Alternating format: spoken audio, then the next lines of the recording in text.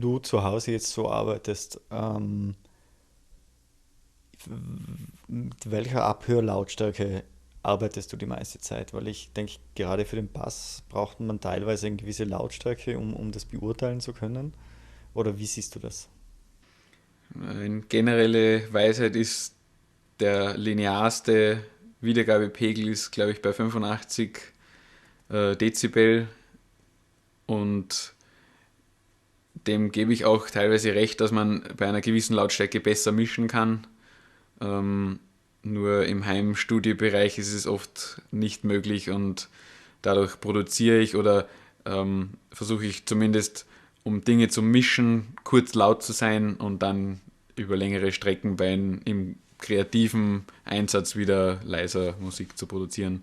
Auch um die Ohren nicht sofort zu überbeanspruchen und dann am Abend vielleicht einen Mix zu verhauen, der eventuell besser laufen könnte, wenn man ihn mit frischen Ohren mischt. Und äh, ja, Okay. Und arbeitest du teilweise mit Kopfhörern oder eher? durchaus oft mit Kopfhörern, auch um Reverbs oder den Raum selber besser zu beurteilen. Und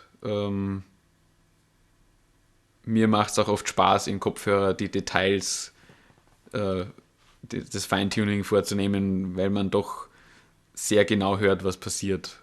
Auch wenn man nicht unbedingt den perfekten Blick auf den Mix hat, weil Kopfhörer sehr detailliert Dinge wiedergeben können, die sehr viele Lautsprecher eigentlich nicht schaffen. Also zu welchem Zeitpunkt mischst du? Ist das ein fließender Prozess, dass du bei jedem Sound gleich alles so einstellst, dass sich perfekt einfügt? Oder ist es so, dass du jetzt mal sagst, jetzt komponierst du eine Zeit lang nur und dann gehst du wieder in die Mischphase, wo du nur mischt? Oder wie gehst du davor?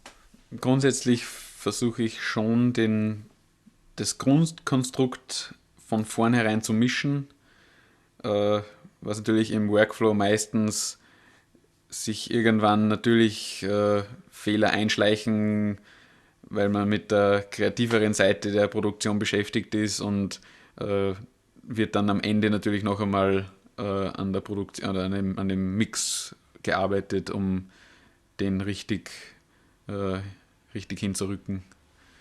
Gibt es bestimmte Plugins, ich sage jetzt mal zum Beispiel puncto Equalizer, wo du sagst, das ist der Equalizer, den verwende ich immer. Oder die beiden verwende ich immer.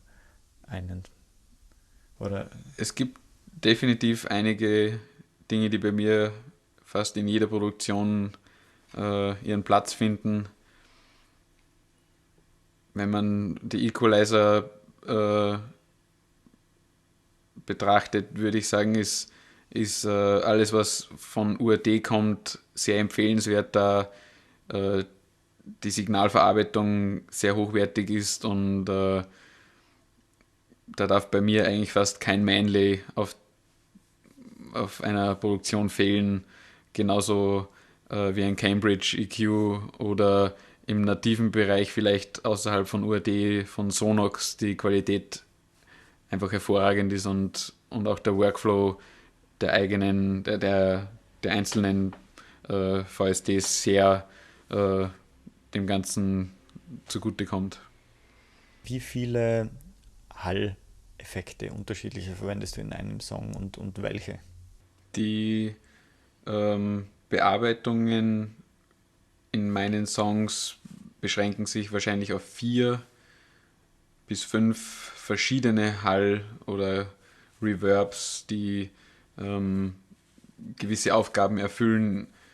Im Bereich von Effektierung kann es auch durchaus einmal ein billiges Plugin sein, wobei ich für den Raum selbst doch auf hochwertigere Plugins zurückgreife von UAD, ähm, wie zum Beispiel dem Real Verb oder den EMT 140, um äh, den klassischen Raum ein bisschen hervorzuheben. Hast du eigentlich bereits während des Prozesses des Komponierens und Mischens bereits irgendwelche Plugins in der Summe?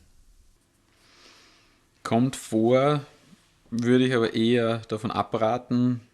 Das hilft oft nur, um irgendeiner vielleicht räumlichen Umgebung vorzubeugen, wenn man einen Equalizer einsetzt, um sich Abhilfe zu schaffen von einer gewissen akustischen Täuschung, von der man schon weiß, dass sie stattfindet.